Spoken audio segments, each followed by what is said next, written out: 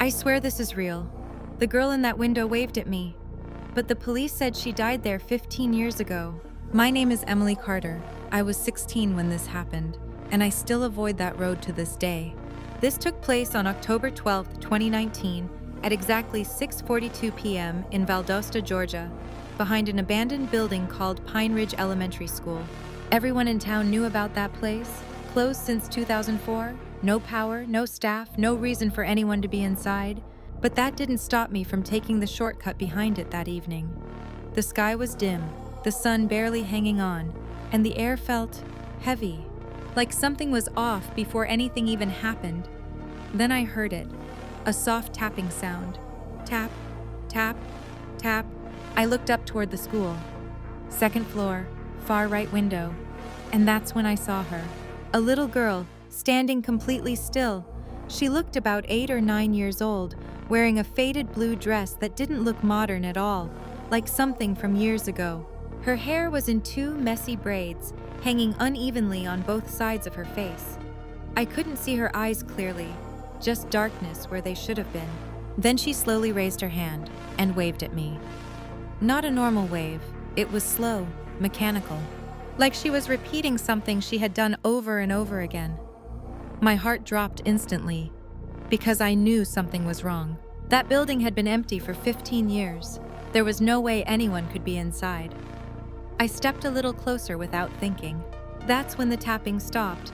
Her arm dropped immediately. Then, her head tilted. Too far. Way too far. Like her neck couldn't support it. I froze. Then I heard it again. Tap, tap, tap. But this time, it wasn't coming from the window anymore. It was coming from behind me. Right behind me. I couldn't move for a second. Then I turned around slowly. Nothing. Just trees, wind, silence. When I looked back up at the window, she was gone. Completely gone. No movement. No shadow. Nothing.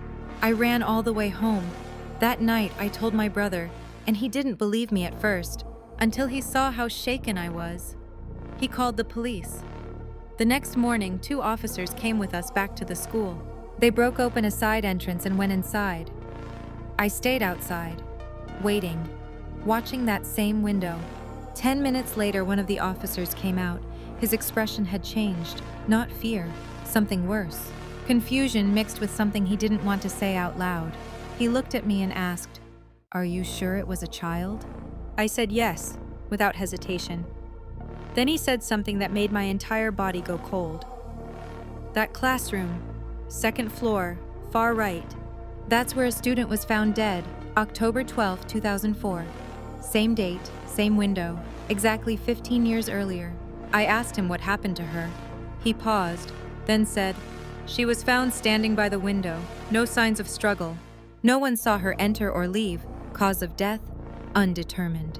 Then he added quietly, "But her condition suggested she had been alone for a long time, longer than she should have been."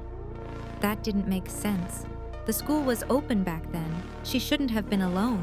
Before we left, I looked back up one last time, and I wish I hadn't, because this time, there were 2 figures, the little girl, and something tall standing behind her. Its shape didn't look right, too thin, too still. And then, it raised its hand and waved. I never walked that path again, but sometimes, late at night, I still hear tapping on my bedroom window. Slow, patient, waiting. Follow Dark Horror Evidence for more.